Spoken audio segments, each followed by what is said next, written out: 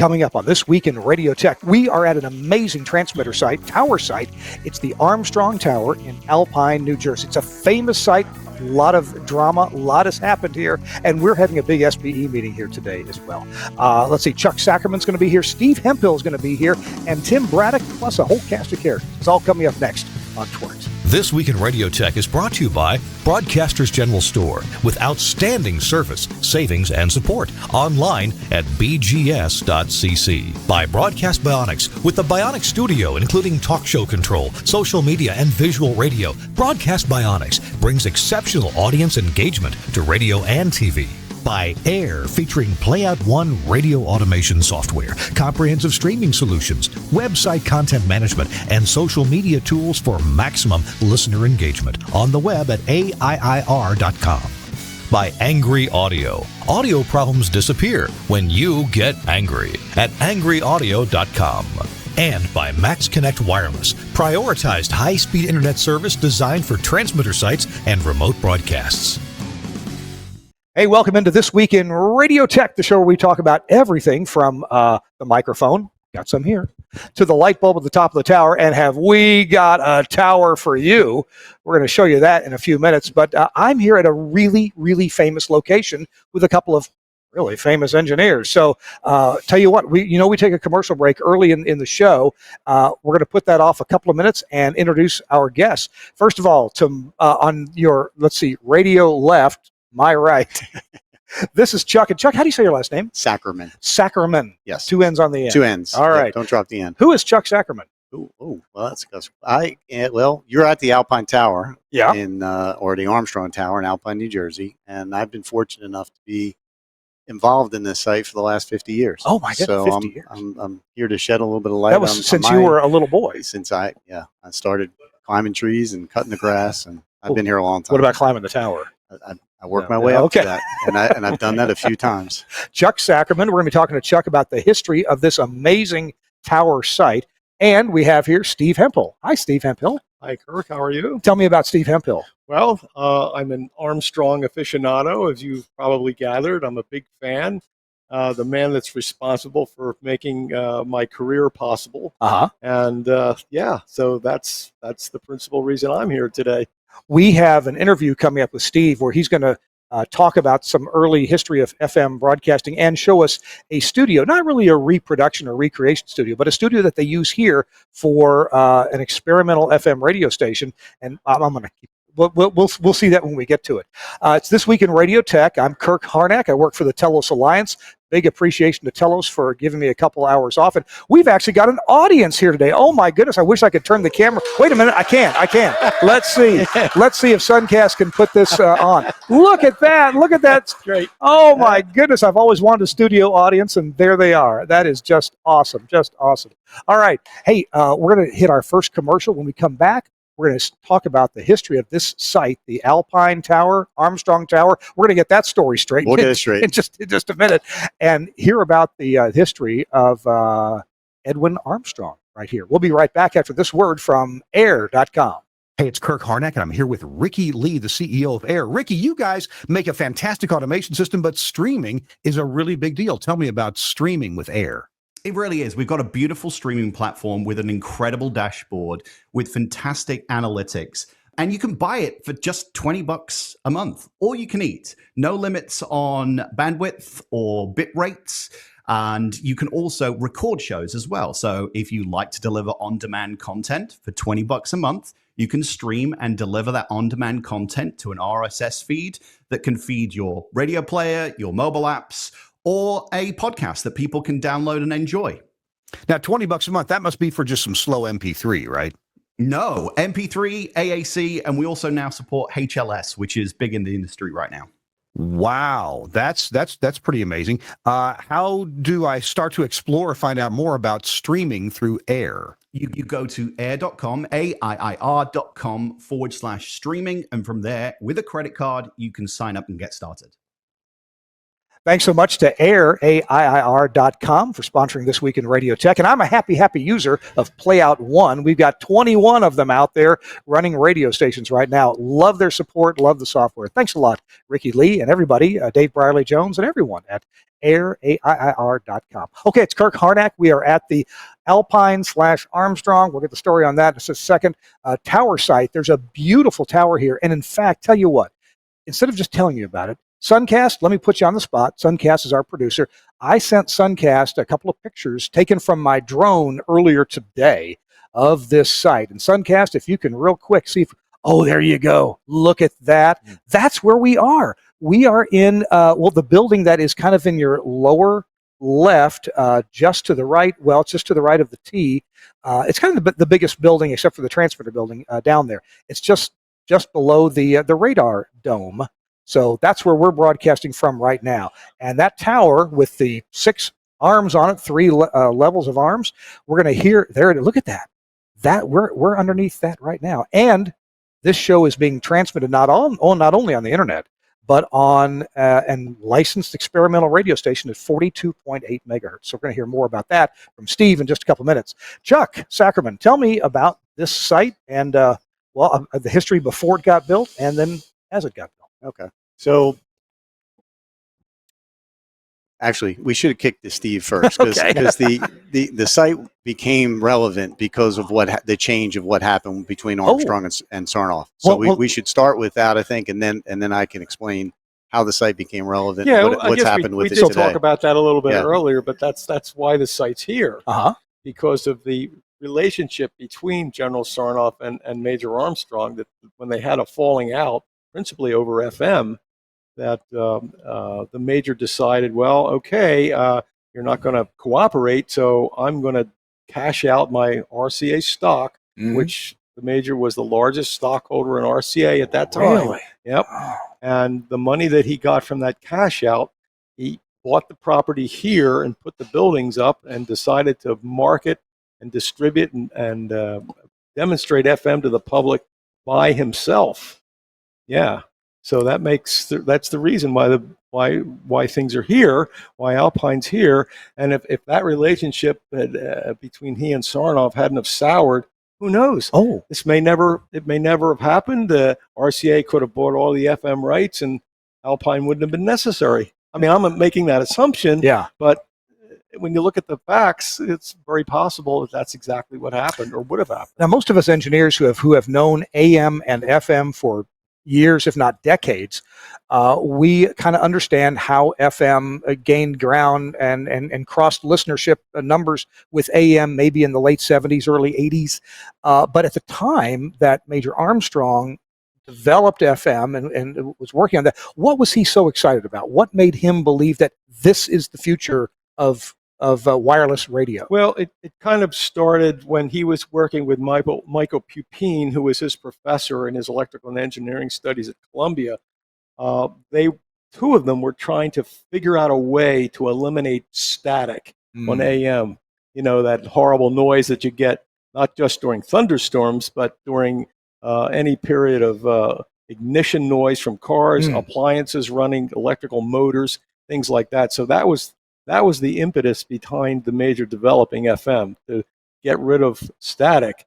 I don't think he figured in the beginning that he was going to end up creating an entirely new system, and I'm certain Sarnoff didn't think that, because I think it was Sarnoff that actually asked him something like, you remember that, Chuck? It was kind of like the wording, could you just come up with like a little black box that we could attach to our radios that are already out there to get rid of that noise, get the static out of AM. Yeah, that was the impetus. That's what pushed him into FM. And he finally discovered, he and Pupin were both working on that, and what they realized was you can't separate the noise from the information or the intelligence, because they're the same form of modulation. When he came to that realization, nope, this isn't going to work. It's going to require an entirely new system of modulation. It's the only way we're going to do it. So, and as I've explained to classes or things like that, with an AM receiver, the receiver can't distinguish noise from program material, whereas an FM receiver, they are distinguishable because the noise little, if any, affects the demodulated audio. Well, that's what I was saying before. See, the intelligence itself is the same form of modulation. Yes, FM has phase noise, but it's a small percentage. Yeah. But AM, it's the same exact form of the intelligence and the noise are both in.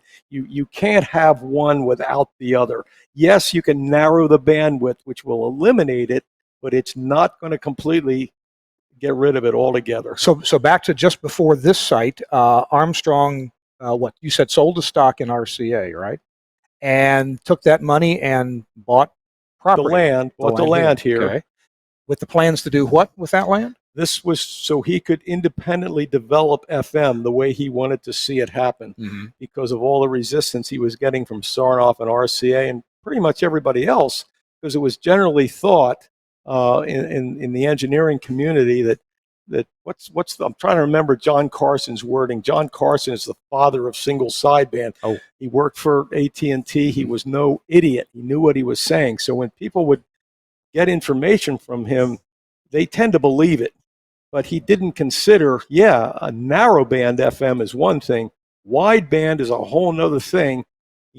Carson never considered that wideband would enable you to increase the signal to noise ratio. Now, was it Armstrong who figured out that, wait a minute, if we use more spectra, if we use more spectrum and transmit more wideband, we can receive more wideband and have a higher quality of audio? Did Armstrong figure that out? It wasn't so much the quality. That kind of came along for the ride. Okay. What he determined was if you increase what they called in those days the swing, in other words, the bandwidth, the amount of sidebands. Sure. The more sidebands you have, the more you raise the intelligence level above any noise floor that's there.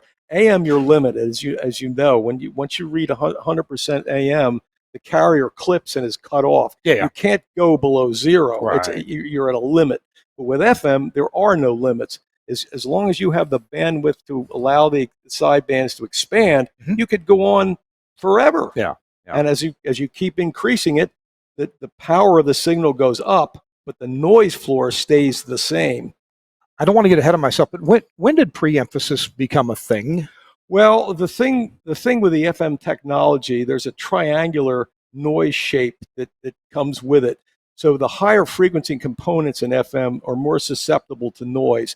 So the way they dealt with that was to cut the high frequency response in the receiver to reduce the high end. And so you had to do the complementary effect at the transmitter to make the overall flat. That's all that was, just to get rid of that high end noise. Was pre-emphasis part of FM radio in the 40 megahertz band? Absolutely. Oh, it was. So from early days of FM. I believe they first were experimenting with 25 microseconds. That's the time constant where the inflection point starts. I don't want to get totally into that, but the major did adopt the 75 microsecond level that, by the way, we're still using to this very day. That was determined to be the best place to do it. And of course, it drives the audio processing people crazy because you have to compensate for that when you process, and you know how that works. Well, and we still have to use it because Tom Lawler still has cars that are from the 70s that have radios that, they cut at the 75 microsecond level. Sure. Yeah, it's Tom Lawler's fault. Well, only the digital implementations now don't require it because of the compression and algorithms for digital. Sure. But with analog, it's required to keep the noise floor down. Yeah. Good deal. All right. Are we up to the time frame where you want to take over the story? Sure. All right. So we have the piece of, how many acres here? 15. Okay. Yeah. It seems like more than that. Okay. Well, all the way north of us is New Jersey state land. Yeah. So it's not developed for several miles until it becomes residential again. So I guess maybe what makes it seem like more than that is a lot of it is a lot of it's up in the air. up in the air. Exactly. All right, exactly. Chuck, pick us up here. So the major designed and built a 400-foot tower here started in 1936, finished 1937, and then after that, I think we were saying before, around 1938 is when the first permanent FM station went on the air. So the first commercial FM station was housed. Regular broadcast was housed right in this building. Suncast, if you could throw a picture of the tower up again, choose the same or a different one if you like. Am I to understand that the steel tower we have here is the same steel? It hasn't been rebuilt. Nope.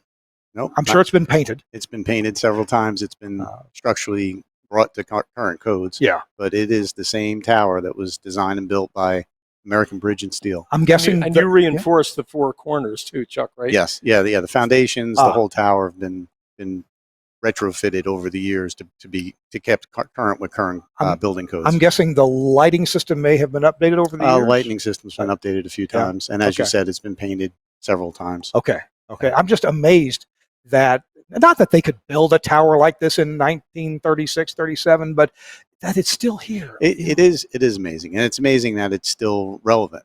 So you think about what he was building was to give him the opportunity to have both vertical and horizontal separation with his antennas, and that for us, I come on the scene when Land Mobile was becoming a business. So my late father got involved in the site not long after Armstrong passed away. Mm-hmm. So Armstrong passed away in 1954. The property went to Columbia University, where Armstrong was a adjunct professor for years, and had a long-standing relationship with Columbia. They didn't really know what to do with it. They operated as a lab for a number of years, but they didn't really know what to do with it. So they sold it to a real estate investor. And literally one day, my father was driving down the road and bumped into the guy. And my father was looking for places to hang antennas. He was a World War II Navy RF guy. He learned about radio in the service, and became enamored with it. But there really wasn't a land mobile business yet. It was just starting. So there were ships on the Hudson that needed coverage and emergency services. So he was looking for somewhere to put antennas. So he worked out a deal with the guy who owned it at the time to rent it and put antennas up, and then eventually purchased it. And along the way, he then learned the history of Armstrong and what Armstrong had accomplished. And I think, as Steve said before, or one of the things we can talk about is that the Superheterodyne receiver, which Armstrong developed, is still used in pretty much every receiver today. So it was very prevalent when Land Mobile was trying to get its feet under it. That those early accomplishments were things that really made it work at a point where it could become a business. Thanks for reminding me. I do want to ask Steve about Superheterodyne, and we'll do that like after the recorded interview that we had with him. I want to ask you, so the design of the tower is pretty unusual. I mean, people like me, uninitiated, we looked at it at first, thought, well, why is this a high voltage tower on steroids design on steroids? Yeah. Why did he design it that way? You said separation of antennas. Yes. Yeah. So his antennas were mounted literally between the arms. And that gave him the separation that he wanted, and things that he was experimenting, trying to figure out both frequencies, size, where to put antennas, what radiation patterns he was going to get, and what configurations. So he was doing both high band and low band FM at the time. When low band was about to be shut down, he was experimenting with high band at the same time. I had one of his associates told me they had an exciter here that actually generated both the high band and the low band signals at once. And then they split them off, to each separate power amplifier, and then those fed the antennas. I think it was, Chuck, it was the turnstile was on the eastern facing arms, and then the high band rings were on the west facing sides. Yeah. Well, so that way you had high and low band modulated exactly the same. Exactly. Right? It was simulcasting, as I recall. Yeah. Wow. So he basically, this tower, when Armstrong built it, he wanted a big workbench, a big playground that wasn't going to hold him back from his experiments. So Armstrong not only experimented with the modulation scheme and how to perfect that and make it really good, but also the transmission scheme, the physical part of that. Right? Yeah. There was no roadmap at that point, so he was literally paving the road as he went down. So he didn't call ERI and said, "Hey, make me an antenna." No.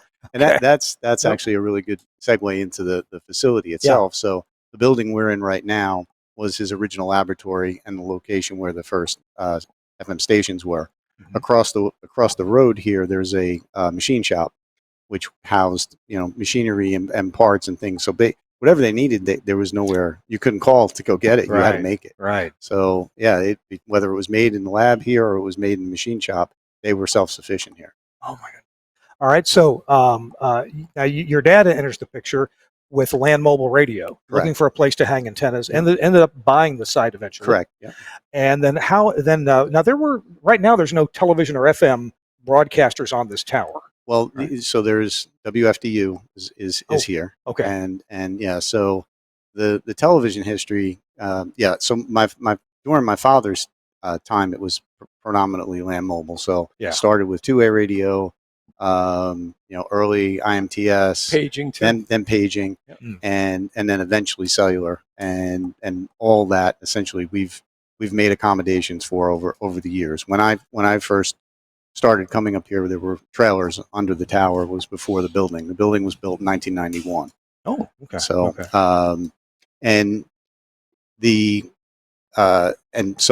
during his time, which was he passed away in 1990, and basically he had planned the building. He had laid out the whole concept of a large multi-tenant, facility that would be able to house and adapt for the future of what was happening. But at the same time, he was very focused on preserving the history of Armstrong. So this building was in quite disrepair at the time. And he did everything he could to restore the building, preserve whatever pieces were here from Armstrong's time. And then, there's the Armstrong Memorial Foundation at Columbia that he got involved in. So, that was, and, it's been, our family's kind of quest going forward is to keep what the major accomplished, available to young people, because, we have to know where we came from to appreciate where we're going, and it'd be so we can't let that part of history get lost. So this site and tower now has been in your family since about what year? 70s. Oh, okay. So in that time, since the 70s, I mean, we're looking at 50 some years here. Yeah. What are some of the major improvements that have been made here? You said that the whole transmitter building. Yeah. So the transmitter building, 6,900 square foot building, was built at the base of the tower, and as we said, the tower's gone through several upgrades, structural upgrades to keep it to current code, and it's been painted and relit several times. And that was basically kind of cruising along, accommodating primarily land mobile. And then, we had the unfortunate circumstance of 9/11 happen. And during 9/11, we had the one FM station, WFDU, was here. We had some television E&G systems. So we had some microwave connecting us into New York, but we didn't have any television broadcast stations. Right. So literally the morning of 9/11, my phone rings, and Steve and I can get back into the irony of the first station that called us was NBC, which is Sarnoff's legacy is RCA and then eventually NBC. So just kind of it is ironic that it all came back to here, and they needed to get back on the air. NBC was off the air because of the collapse of the Trade Center. And what we didn't cover in the show yet was this extreme split, or we covered it at the beginning a little bit, the extreme split between Sarnoff and Armstrong. Right. And the irony of 9/11 brought the NBC Sarnoff legacy back to saying, hey, can we get on the air from basically the site? The major bailed them out. Yeah. Yeah. Wow. And on the grounds here, they're no longer used. I see a bat wing antenna, and a TV bat wing, and also a cylindrical TV antenna. Yeah. So just in the days following 9/11, we rebuilt 5 television stations, an FM station, and then a whole host of government services. Oh, yeah. Everyone had backup equipment, but most of it was at the World Trade Center site. So you just couldn't imagine that the sites themselves were going to go away. Yeah. So within a matter of hours, we started putting a plan together to hang antennas and get transmitters in here. And at one point, I think we had 10 generators. We didn't have enough power because the highest transmitter we had was the local college station. Well, I think a lot of stations, Chuck, they learned the lesson that when you have a backup site, it should be not co-located, but have it located at a completely different physical site.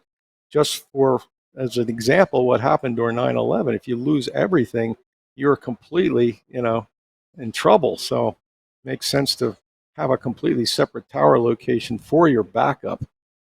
Yeah, as much things separate as at all possible. Even a backup control room, or at least something portable you can drag in and But a tower, having the ability to put an antenna up and still maybe you're going to do it at reduced power, but at least you're going to be able to serve some of your, your city of license, and Alpine certainly did that. It brought everybody back, and quickly, thanks to Chuck and all the guys here. It's a miracle that this site is here. Tell you what, we're going to take a break in a couple minutes, but let's ask one more question. Where do you see the next 5, 10, 20 years for this site?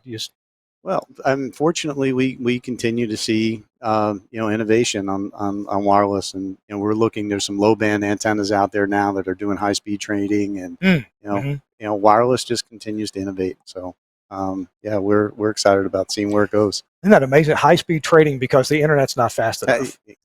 Exactly. So it goes back to the advantage of RF and not having to deal with the internet. See, I thought all this high speed was because guys wanted to play Halo better, so they could, surprise their enemy more quickly. But no, it's for trading. Exactly. A lot of stock trading. Gentlemen, we're talking to Chuck and Steve, and we're going to take a quick break right now and be back in just a couple of minutes. What is that? Bud Williams is over here teasing us, and we're going to be right back after this message. Camera One from Broadcast Bionics. Designed to bring video to your audio content, visualizing radio and podcasts for social media. Camera One can automatically create, capture and brand professionally switched video for live streaming or upload, making your production shareable. Control and configure using a web browser on any device. Camera One is available as a 4-camera or 8-camera system using the Blackmagic A10 Mini range, including the A10 Mini Extreme. You can use cameras to suit your studio and your budget. You'll need one camera for a studio wide shot and usually one camera per microphone. A standard multi-channel sound card or IP driver monitors audio from each studio microphone, and we work natively with Aiir systems. Ideally, this will be a post-fader feed from each mic, although you can use pre-fade audio or a mic split if that's all you have available. These audio levels are used to intelligently switch the video feed when each contributor is talking. You can also group microphones together into one shot and use the audio from a mixer's aux bus. You can use Camera One's auto switch feature, or disable it and switch using the on-screen buttons or the buttons on the A10. Recordings can automatically start when you tell the system you're on the air. This on-air indication can be linked to your studio's red lights via IP or an Avantec Adam GPIO interface. You can quickly browse all the videos that have been automatically created during your broadcast, download them and post. Camera One is a user-installable system. You'll need a good spec Windows 10 PC, i7 with plenty of storage and 16 gig of RAM. It's better if this machine isn't used for anything else. Remember, you can control the software in a web browser on another device on your network. Camera One, a thrifty way of creating scroll-stopping video from your show or podcast from Broadcast Bionics. Thanks so much to Broadcast Bionics, featuring Camera One, the Bionics Studio, and Virtual Rack. That's an amazing product if you want to virtualize your broadcast infrastructure and do it super easily and incredibly reliably. Check it out all at bionics.co.uk. All right, hey, it's Kirk Harnack. We are live in Alpine, New Jersey at the Armstrong Tower. Hey, Chuck, I guess I got a follow-up question. I never did clear this up. Okay. So if I Google Alpine Tower, I get good results. If I Google Armstrong Tower, I get good results. What's the name of this place? So it's the Armstrong Tower that happens to be built in Alpine, New Jersey. Okay.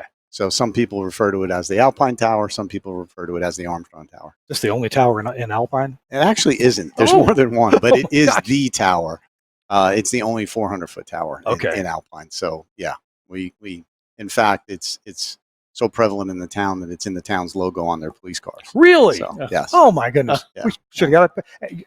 Suncast, there's a task for you real quick. Is if you can find the side of an Alpine, New Jersey police car, we'll take a look at that. There you go. All right, Chuck, you're welcome to hang here or take whatever you want. We're going to talk to Steve for a few minutes. Actually, we're all going to take a break because we did some homework. Steve, you and I had an interview, and Chuck was the photographer. Can you imagine that? Can't wait to get the bill for that. Yeah.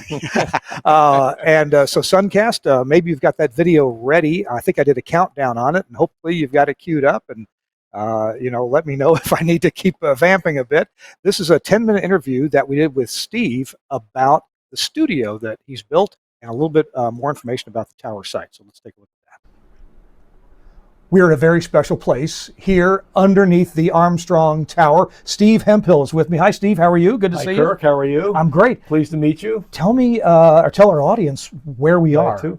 Well, we're at the Alpine Tower in Alpine, New Jersey, the site of the world's very first FM broadcast radio station. Okay. Okay. Wideband or not, it's the very first one. It was created, developed, and conceived by Major Howard Armstrong right here in this building. Wow. Yeah. Wow. It's pretty intense. Now you've built a studio here. Now, first, tell me where the transmitter is. The transmitter is in the new transmitter room that the Sackermann family built right under the tower. Okay, so it's behind us that way. It's behind us to the east. Okay. Just over our shoulders. But the studio is in a different building. It's here. Well, this is the studio is. What we're hearing today. This for all practical purposes is master control. Okay. Yeah. All right. It. And how are you connecting the output of this studio to the input of the transmitter? We have hard wire here. It's not a wireless. It's not a radio remote. We're hardwired to the. You've got copper between these two. Yes, we do. Okay. All right. Well, yes, we do. If you would, you've kind of, not that you've recreated a studio from the when did this go on the air? Well, you mean the major station? Yeah. Well, it depends. It kind of varies. Let's call it like the late 1930s. Okay. I mean, the building and the site was essentially commissioned in 1937, but regular broadcasting, if I'm not wrong, I think it was first time maybe 1938. Okay. Full time, that is, yeah. So we're doing the TWiRT show live from a room that looks like a museum. There's equipment all around it. This is in a different building just across the way. And tell us about the studio that you have built up right here, this little audio console. Go ahead and, Chuck, if you would, cameraman, zoom in over here. And Steve, tell us about what we're looking at. Well, what we have here, Kirk, this is not period equipment from Major Armstrong's time. This is more late 1960s vintage. Okay. The audio mixer I'm using is all analog, but this was actually produced by a company that I first worked for when I was in high school, and that was in 1969. Okay. Mm-hmm. So this is our main source of program material, and I have it feeding a standard Optimon 8100, which then goes to an interface box that balances the audio, raises its level, and then sends it to a wire pair that goes right to the transmitter itself. Gotcha. And so Bob Orban was just a youngster when in 1937, if he was alive at all at that time. I don't think he had come into being at that point. time. Right. Yeah, exactly. So you've got a dead-on CD player for some programming. Yep. Tell me about the mod monitor, because for decades no one has made well, let me ask you first. I'm getting ahead of myself. What frequency are we on here today? Well, this is 42.8 megahertz. Okay. Megacycles is Herb Squire always used to correct us right. for the period. Right. What I'm using to monitor this signal, this is a standard Bellar FM HD1. It's our top of the line HD monitor, the very latest product. And as wonderful a company as Bellar is, they no longer make mod monitors that can listen to 42.8 megahertz. No. Well, what I did just for the occasion, Kirk, is I built a little down converter. Tell you what, let's Chuck, let's walk around the back here. I don't know if you're going to be able to make any sense out of it. Well, that's okay. It's good to see the homebrew and the design here. So this down converts up converts. This is actually one of my high quality FM sources that I use for testing monitors. So okay. I'm a Bellar design engineer. Yeah. So I'm using this just to provide an injection signal. It's not modulated into the mixer. Oh. This signal combines with the 42.8 signal that's coming off the tower. It's picked up by this antenna. This antenna right here. Right. Okay. And it goes in here to a little mini circuits mixer and a bandpass filter that then down converts this to 88.8. Okay. megahertz. Oh. Okay. And that's within the range of the programmable input of the HD. The FM HD1. Well, that's so clever that you've done this in order to monitor. I think it's clever. It's just basic. And I thought I would just kind of like throw that in for good measure, because that is the superheterodyne process that Major Armstrong conceived. Taking a high frequency signal and down converting it to a low frequency signal, because at the time that he came up with that idea, the circuitry was so crude that you could not get enough gain to get usable benefit out of Right. without down converting it. Right. Nowadays, of course, it's not a big deal, but that's Major Armstrong's, that's one of his major developments, and that is in use in just about every communications product that involves radio, like your cell phone or your radio TV set. That superheterodyne concept, very, very big deal. Even though it looks simple, when you think about the overall effect of it, it's pretty massive. Let's we all owe him a great debt for that, Kirk, you know. I want to ask you just about a couple of technical details. I'm going to slip back in front of the camera here, and we'll get back over to where we were. Do you want me to yeah, that's fine. myself? So this station, we're actually transmitting on 42.8 megahertz. 42.8 megahertz. And you have a license to do that, right? Absolutely. Wow. I don't know if you want to see it, but here it is. Look at this. Oh Just my so goodness. happens. Oh my goodness. Look it at just this. happens to be one. Uh-huh. And that's attached to the FCC Rule Part 5 section, which experimental stations operate under. This is, you can see, is an experimental license. Yeah. And believe it or not, a lot of people don't know this, but Major Armstrong always operated his broadcast stations as experimental, and the FCC renewed them. And I think it was every 5 years. Normally they do 2, but for special circumstances, they will extend that. But for whatever reason, the Major did the same thing. He had real experimental licenses. So the authorized power is 250 watts ERP, effective radiated power. That's correct. How much of New York City and the 5 boroughs are we covering with Well, that? as far as I know, everything. Yeah, because there's no I just had interference a signal. report Right? from, I've been giving out a web address, and our webmaster is telling me there's a guy out right now on the eastern end of Long Island. Oh, brother. And he told me the town, and I can't think of it. We're coming in full quieting. Wow. And Chuck will tell you that this tower sites out to the end of Long Island. I've heard about guys testing here with land mobile signals. Oh, yeah. You're getting all the way out the end of the island, no sweat, you know. Well, And our broadcast antenna is right at the 400-foot level, the very top of the tower. right. An ideal location at this tower. Hey, last question before we got to go. Sure. So, and for engineers and enthusiasts watching this interview right now, what would you like them to take away from your work here and what you have to say about it? What do you want people to know? I don't want them to take anything away or not take away, but I don't want them to get anything from my work, but I would like them to understand and know the man that's behind this work.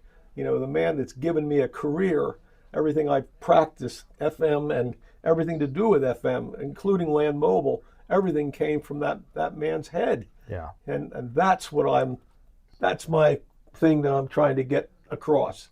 Please don't look at me. I'd rather, as I've told people, you know, I'm not the message. I'm just the messenger. Yeah. Okay. Yeah. I don't know how much simpler I could put it. You know. Well, that's a great tribute to Mr. Armstrong. Well, he deserves every bit of it and more. You know. Yeah. And I sometimes I get very emotional. Kurt, I'm sorry. That's okay. I can't help it because the more I think about it, I owe him everything. You can't help but feel that as you walk through these buildings and look at this tower. And especially when you're here, I've told people quite oftentimes, if you've never been here before, and the first time you've been here, you can almost compare it to a religious experience. Because I know I felt that way. You know about it, you've heard about it, you've read about it, but when you actually set foot in here, it's overwhelming. Yeah. When you think about what went on here, especially for anybody that's in the broadcast business, you know.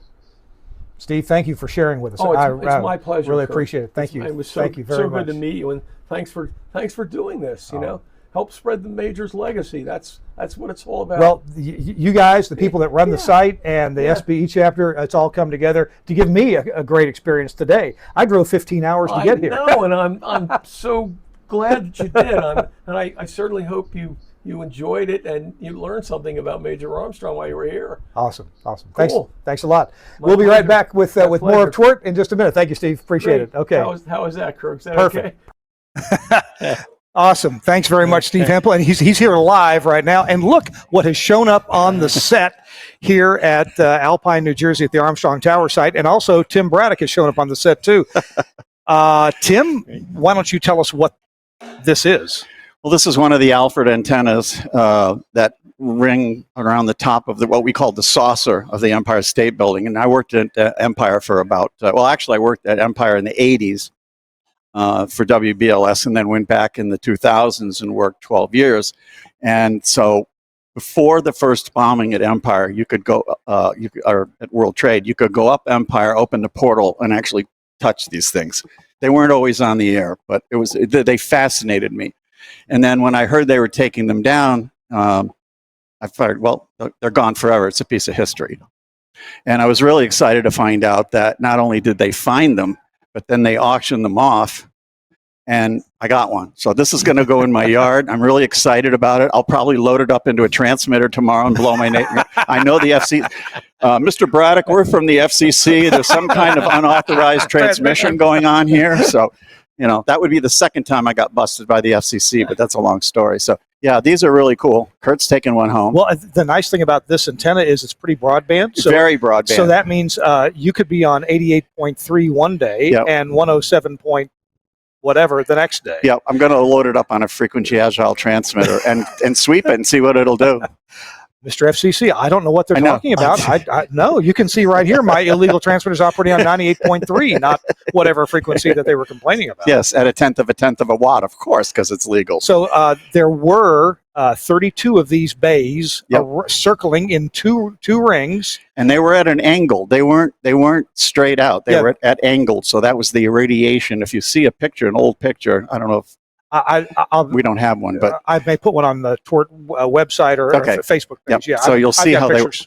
So they were oriented. But to own a piece of this for me is like going back home. So and was that the idea to the angle to make it more circular? That was the idea of circular, half vertical, half horizontal, kind of circular, like that. kind of pre-circular polarization. Right. Yep. So there were two rings of 16 bays each around it. It did have a one propagation problem, was that it made a very scalloped pattern around the New York City area. Yeah. So Frank Foti and Scott Shannon would say, hey, I'm sitting in this parking space, I'm not hearing Z100, but if I move 3 spaces over in the parking lot, I'm hearing it's just fine. What the hell's going on? Yeah, it literally had some holes in it, but still, when you look at the design and the number of these, and they were all combined back in the technology of this back in that day when they put these things up is phenomenal. Well, when they took that antenna down, I guess it must have been about 2017, 2016. I think it was 2016, 2017 when they finally decommissioned them. I had left New York in 2015. I left New York. And a few of these they gave away to people of great interest or institutions. They've been storing the rest of them for quite some time. And somebody got a great idea. Hey, why don't we donate these to the SBE Ennis Foundation and raise money by auctioning? You bid on it, and you got one. I bid also. I got one. I think we paid really close to the same price. Probably. I mean, SBE is a great organization. Obviously, we're here for a barbecue, but we're also here to celebrate Armstrong Tower. We're here to pick up our lawn ornaments. and I mean, I go back to Armstrong Tower in the 80s when I was actually working for Metro Media Paging. I've actually been literally on this tower. Your voice? First arm. No, climbing. Oh, climbing. Oh. First arm, Hudson side. We put paging antennas up for Metro Media Paging. So I go back to this site a long time ago. And Charlie was, in high school. You know how connected this world is. It's amazing. I live right now in Nashville in a house that was owned by Otis Blackwell, who wrote songs for Elvis like Love Me Tender and Don't Be Cruel. Really? Those songs, those songs were recorded, some of them, at Sun Records in Memphis. I did engineering work for Sam Phillips, who started Sun Records and discovered Elvis. And no. And then I got, and now I own a tiny piece of what transmitted those songs. Exactly. Cousin Brucey or whoever was playing those songs at the time. Think of the radio that went out of these antennas. Oh my gosh! Years. Think of the formats. Think of everything that went through. Think of the weather. I mean, look at the patina on this. Think of the weather that hit these at over 1,000 feet for decades, and the fact that it's just got a little patina. It's gorgeous. It's going to look great. Little flowers on the bottom, you know. There's one other aspect to this antenna that people should know about. Now, Tim, are you married or single? Yes. Yes. Okay. Well, I'm married, and what this is a marriage test. You bring this thing home, and if you don't have to sleep on the sofa or outside, you got a solid marriage. There you go. If you get away with this one, you're in good shape. Yeah, that's no, good.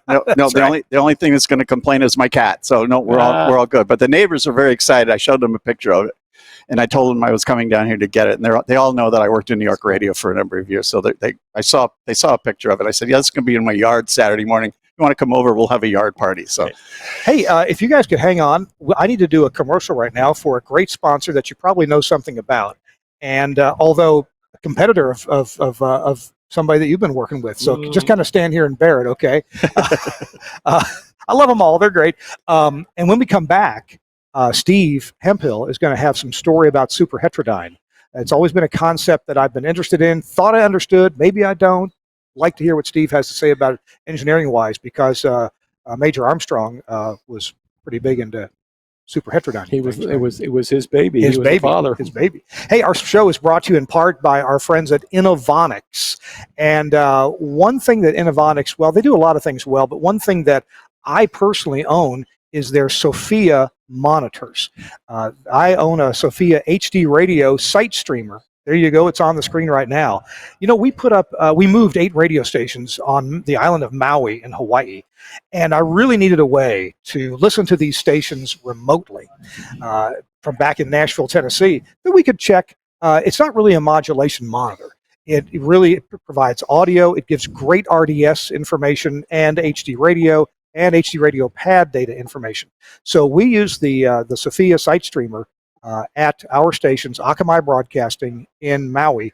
And well, we can monitor all kinds of good things about this. And that's, in fact, it's really our go-to to see if our RDS is properly injected. And of course, if our pad data is working. These are a half rack unit wide. They plug in. You can do almost everything from the front panel if you want. It's a great front panel. I can talk disc jockeys through looking up something, but it's easier if I just remote into it. It's got a terrific web interface. In fact, you can try out the web interface yourself if you want to from the Innovonics broadcast website. They have a lot of their equipment, their web-enabled equipment, online, and you can play with it and try it out. Also, as you can see from the picture there, their web interface even works on your cell phone. So if you're using a big screen computer at home at your desk, that's great. If you got a tablet with you, that's fine too. But if you have to use your cell phone, it gives you meaningful displays right there. It also has analog and AES digital out, and it does an AES 67 output as well. Love this product. I'm looking at adding one to one of my remote stations so that I can watch the station from Maine, because it's not in Maine. Well, there you go. And you know what? When sometimes if we lose power somewhere, we're off the air. Or hey, if the HD radio, what's the word I'm looking for? Goes out of lock. The X streamer, the N streamer, X streamer. If something goes wrong there, which hey, they run on Windows, they can. Mm-hmm. I use the Innovonics as my final arbiter. Is my HD working, or is the manager just too far away from the radio station? Because the manager calls, hey, our HDs aren't working again. Well, where are you? Well, I'm in Tupelo. Well, no wonder, because they don't reach Tupelo. So anyway, I use this thing a lot. Check it out. It's from Broadcasters General Store. BGS.cc Love is that the company. website. Oh, love that great. Good people and sharp pencils, good prices. There's the website, BGS.cc. You can call them at 352-622-7700 for Broadcasters General Store.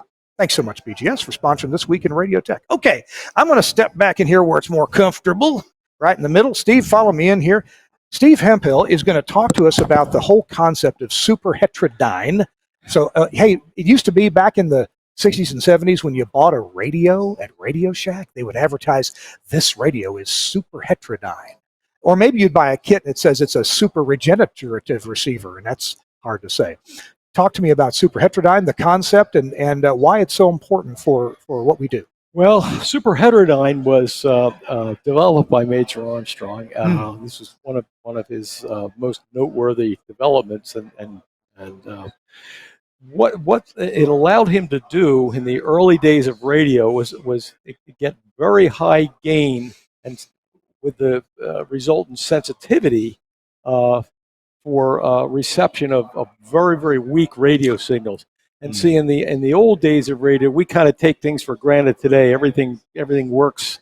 You can get super high gain with very small solid state components. Where in the old days, the tubes just could not make it at high frequencies. Gain was low. So the major came up with an idea. Well, how can I adapt this thing to get this high gain? So the first thing he thought, well, if I can take the incoming weak signals and convert them to a lower frequency signal where the tubes that I have will give me that gain, that's going to be the trick. Oh, no, is this like converting the incoming signal to 10.7 megahertz? Exactly. That's what we do today in most modern receivers. Okay. Same idea, because a typical tube is going to have lower gain at, say, 100 megs coming in on the carrier and much, much higher gain at a lower frequency like 10 megs. That's the concept right there. And what he was doing during World War I, he was taxed with trying to, intercept or detect incoming German warplanes. And what they were trying to do was listen for the ignition noise from their spark plugs from a great distance. Oh my goodness. And in order to do that, if the signal was so weak, it's not like you get city grade contour off a spark plug, So that was kind of the impetus behind his idea to do that. Okay, here's how I can do it. I can get super high gain if I take that weak incoming signal and drop it down somehow to a lower frequency where my tubes will give me the gain I need, and then I can detect it, and we're home free. So that's what it was. And I guess if you have, and that's typically called an intermediate frequency, right? Well, the intermediate frequency is what it's down converted to, the 10.7, as you say. Yeah, exactly. So can you help me understand or refresh my memory? Let's say we have an incoming, we're interested in picking up, let's say, 92.9 megahertz. Right. And I want to convert that down to 10.7. What is the, not necessarily what the circuit looks like, but what am I doing to get that down to 10.7? Well, with regular signal theory, any two signals that are combined together will give you the original two signals plus their sum and difference frequencies. Okay. So when you combine those two frequencies together, the major used an item called a local oscillator. Local oscillator. Yep. That's the thing that's hooked up to your tuner. When you turn the dial, that you're actually tuning the local oscillator. Well, you're also tuning an RF amplifier if it has one. Yeah. But that's what you're doing, and then it's designed to come out of that mixer at the intermediate frequency that you design the high gain stages for, and that's where you do your filtering, your band processing. Everything done at a lower frequency, which is a lot less critical, to get the performance you want. So I'm not sure I can do the math in my head real quick, but if I want to hear 92.9, I'm going to create a local frequency that's 10.7 megahertz higher than that. Higher or lower. Or lower. Right. And I'm going to mix them together. It's going to result in the original two signals plus the sum of the two, which I don't want the sum. That's even higher. Right. I want the difference, and that difference is always going to be in a typically designed FM radio, 10.7 megahertz difference. And so I'm always amplifying in the IF stage the same frequency, but it's the station of interest converted down to that frequency. And to get that selectivity, say you want the high side of that injection. Yeah. See, that depends on the intermod situation that you have. It could actually go either way. Yeah. But if you've determined, okay, you go high side injection, then you design filtering that's in those IF amplifiers, bandpass filtering, that will only accept that high difference frequency and reject all the others. That's why you have those IF cans or ceramic filters. That's how that's done. That's how they get rid of the unwanted products in there. Gotcha. And then after that's done, you've got just what you want, the signal, the difference frequency that you want, say the 10.7. Then you feed that to either the AM or the FM detector, and you've got your signal. Right. Seems like I recall that AM radios typically they chose an IF for those of 455 kilohertz. That was very typical in broadcast receivers. Yep. Yeah, the receivers. Now, how do today's digital radios, digitally tuned radios that I punch in a frequency or hit up or down? In other words, I'm not turning a capacitor when I tune it. Right. How are they still using intermediate frequencies? Are they using DSP or something else? They still are using the Superheterodyne technology because sometimes you, in the presence of strong overloads and things of that nature, with a straight digital product, you try and convert it right at the carrier frequency, right to a digital form, and you go from there. But sometimes to get additional selectivity, they'll stay in analog until they get it to that reduced frequency. Then they'll digitize it. But that all depends on the situation. If it's, say, like it's a warfare application where you've got jamming signals and things like that, totally different than a broadcast receiver, like an SDR. That's a straight, that's a straight digital conversion right at the carrier. Oh, okay. Yeah. Okay. Interesting. Yeah. The other thing I'm interested in understanding about receivers and working with a mod monitor company, right?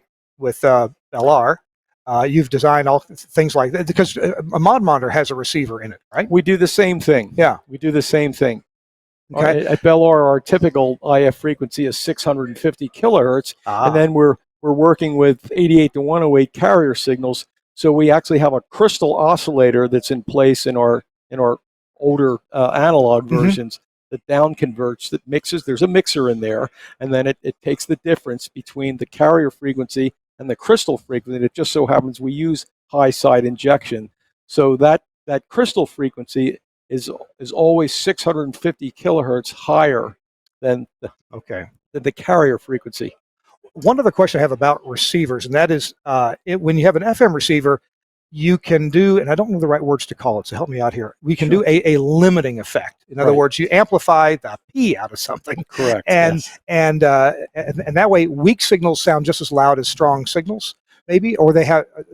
Well, the idea of the limiter stage, what they call it, that's inserted right after the IF amplifier, right before the detector. And the purpose of that is to strip off any amplitude modulation that's riding on the peaks of the IF frequency, because you only want the FM detector to respond to FM variations, not amplitude ones, and that's where all the noise is, most of it. I mean, there is phase shift noise, but it's a negligible amount compared to the amplitude component. So it's just simply, it's like a limiting amplifier. It just stops at one point. No matter how much more you shove in there, that's where it stops. So you're not going to get any more out. So the result of that is all the amplitude things riding on top are just cut right off and eliminated. For stations that think that, hey, I'm an FM station and I want to be louder, I'm going to do 120% modulation, 130, 140. And part of my explanation as an engineer, and tell me if I'm just completely off base or, Kurt, you're kind of there, is that, well, the consumer's radios are designed to be optimal in terms of signal to noise ratio and all their specs. If you modulate 100%, maybe a tiny bit more if you're doing an RDS injection and so forth. But if you modulate 140%, their band, you may be exceeding their bandwidth filters or their band limiting filters. Well, if you go, of course, to an excessive point, Kirk, that's true. Okay. You could actually overload not so much the IF bandpass.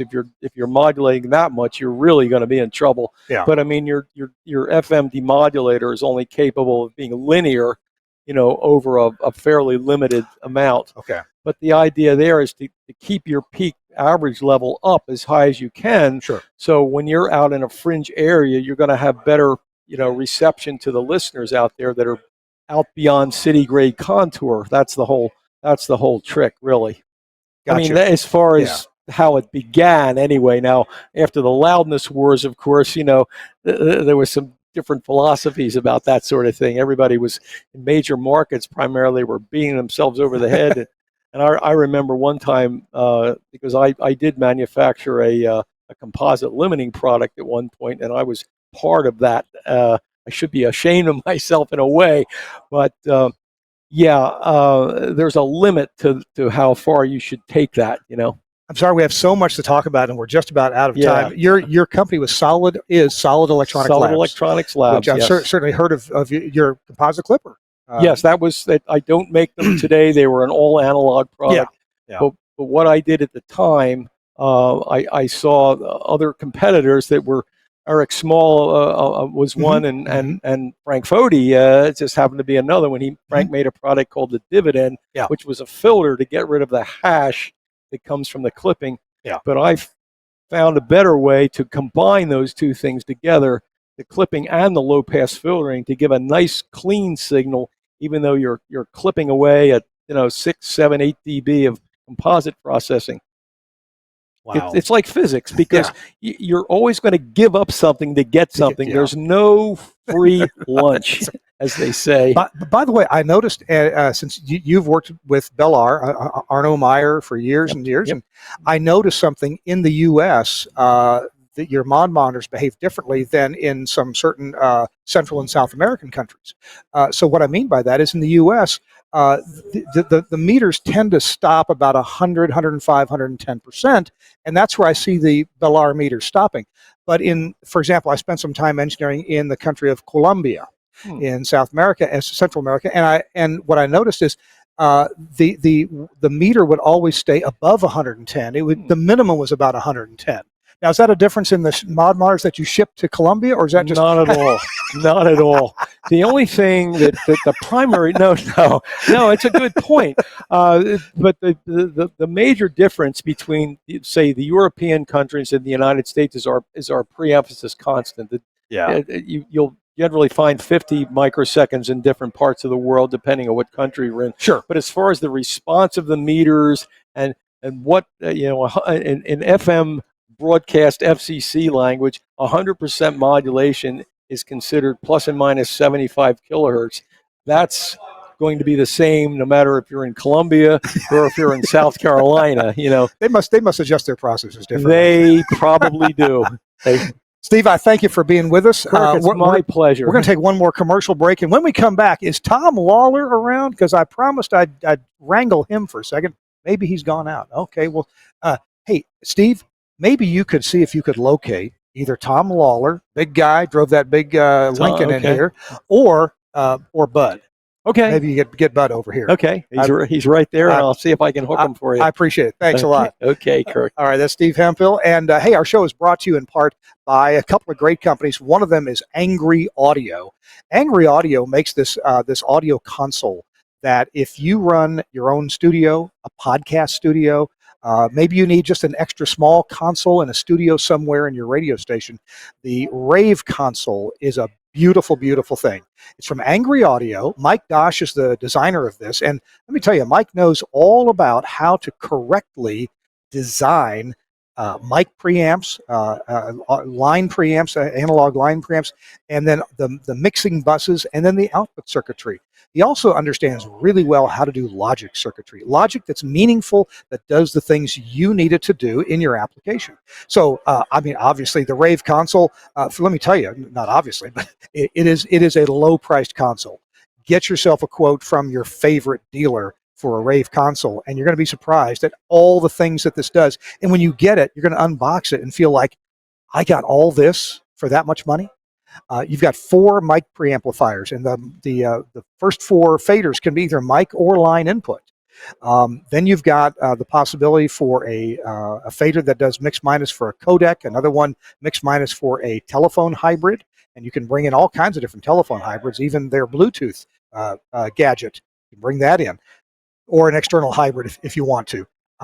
All the wiring on the back is Studio Hub connectors, so it's easy and fast to wire up. And of course, it has the logic, start logic and mic muting logic, things like that, to make your job really easy. If you had to look at those meters on the front too, they are just beautiful, easy to see across the room. You always know that your station is at the right level, you're recording at the right level, even just out of the corner of your eye, you can see those beautiful meters. Check it out from Angry Audio. The website is angryaudio.com. Love these things. Oh, and there's a new one coming out too. It's on the website. It's called the Flex. We'll talk about that in the future. Hey, and our show also brought to you by Max Connect. And Max Connect, they started advertising with us about their Max Connect Wireless, their 4G LTE prioritized data, where you get a static IP address on your mobile 4G LTE modem, and and you also get prioritized data. That means you can be in a crowded location, in a crowd, at a news event. Lots of people have shown up, fire trucks, neighbors, sightseers, gawkers, rubberneckers, they've all shown up, and you're doing a live remote or a live news, breaking newscast, and you get data that works from Max Connect. Now, they have a new system available where, in fact, there we go on the screen right now. If you've got a site where you need extra super duper reliable data, we know that no system is 100% reliable. You can get satellite and 4G LTE to back each other up for sites where you've just got to have data. And this works automatically. You can set either system as being your primary. And it's a beautiful thing the way this works. Just terrific in terms of the quality and the again the prioritized data that you get there. So you can have sites that you can connect to anytime. You're not going to have problems with it. It's really it's really a great scheme. And Josh Bone and his partners at Max Connect have developed this to the point where it's really usable for broadcasters. Thanks a lot, Max Connect. Check it out on the web at maxconnect.com. Appreciate Max Connect very, very much. All right, let's see. Bud. Oh. What? Oh, that's right. I'm sorry. I forgot. Bud is pointing. No, I'm sorry. Go ahead. All right. Let's see if Bud has the feed. We start the show by saying that from the microphone to the light bulb at the top of the tower, and Bud, Suncaster, are you getting Bud's feed? The light bulb at the top. Oh, there it is. Look at it. It's beautiful. That's a light bulb from the top of the tower. They took it down. And what did they replace it with here? Anybody know? I bet Chuck knows. Chuck, what's on the top of the tower now for a light? Strobe or something else? Oh, still one of those. Why not that one? It got replaced. All right, there you go. Awesome. All right. Thanks for that. So nobody can find Tom Lawler, huh? Well, Tom's here? Tom, come in. Here, grab the mic. Good to see you, buddy. Good to see you, my friend. How you doing? Man, this guy, he comes in style, like the king you are, man. Just coming in your big old Lincoln. What model Lincoln is that one? It's a Lincoln Town Car Signature Limited. Of course it is. with padded vinyl roof. Nothing else would do. No, it wouldn't. I know you've been hanging around here for the show, and we're at the very end of the show where it's time to give a tip of the week. Now, I know I've caught you off guard with this, but maybe you've had some engineering experience lately. Maybe you've had some interaction with other engineers that's just like, wow, either I didn't know that, or that was cool, or shiver me timbers, or whatever. What has come across your horizon lately that in the engineering world? I'll give you a quick tip. So, full disclosure, I work for RCS, putting in Zeta and NextGen and G-Selector. Yeah. One of my favorite little tools for diagnosing whether a automation system is sending or receiving something is a program called Port Peeker. I don't know if you've ever heard of that. No, tell me about it. So what Port Peeker does, it's a port sniffer, and if you're sending text, this is great for diagnosing metadata issues, because with Zeta NextGen, we can send XML packets with the text inside it. Sure. So we're trying to figure out, all right, is it not being received right? Is there a firewall issue? So you fire up Port Peeker, tell it, look at this NIC, look at this port. Is it TCP? Is it UDP? And I shoot the messages at that destination to make sure that, okay, it's coming in the right format. The problem is elsewhere. That's my tip for the week. Port Peeker. It's a great little program. Wow. You know what? And the reason, and that's valuable. Thank you. Port Peeker. Is it freeware? Free? Yep. Oh, it's freeware. Yeah. Okay. And it seems like more of the programs that we use. So, for example, audio programs we use, almost all of them have a meter to show you the audio level. Okay, there's visual, and I can't hear that audio without doing something else, but I can see there's audio there. I just troubleshot a Windows problem. Actually, it wasn't Windows, it was something else. But Windows was showing there was audio there. Okay, there's audio there. But we have precious little of that for metadata. Yes. It's like it's a big secret. There are some audio processors that will show you the metadata that they're putting out. Yes. Or I'm sorry, that they're bringing in to be encoded, or RDS some. But there's other ones that don't have that. Cheap, shameless plug. I love how Telos products handle metadata, where I can just shoot a HTTP GET packet. Oh, yeah. And boom, there's my metadata. Yeah. So that's one we'll do a cheap shameless plug for that. I do appreciate that as someone on this side that has to set up the metadata, because we come across a lot of our users that have Telos streaming appliances or Telos audio processors, and the fact that we can do that just over TCP or UDP makes trying to figure out, hey, is this working or not, a lot better. Gotcha. Port Peaker, I'll put a link to it in the show notes. So look at the show notes. All right, one more question for you. Okay. All right, you're always riding in style. Yes. Always. And what do you have your eye on next? Like, what's in the back of your mind? Like, if I ever find one of these. Well, it's funny you mention that, because I cycle through cars quite a bit, much to my wife's consternation. I've been driving the same Toyota 4Runner for 26 years. Go ahead. I want a 70s Cadillac next. Oh. I want to get I'd love a 74, 75 Fleetwood Talisman. Oh my God. It's got to be the Fleetwood Talisman, because that's like the big mafioso extended car. But right now I'm very happy in the town car. And you laugh at my old car. Do you know? No. My 92 Cadillac does Sequam.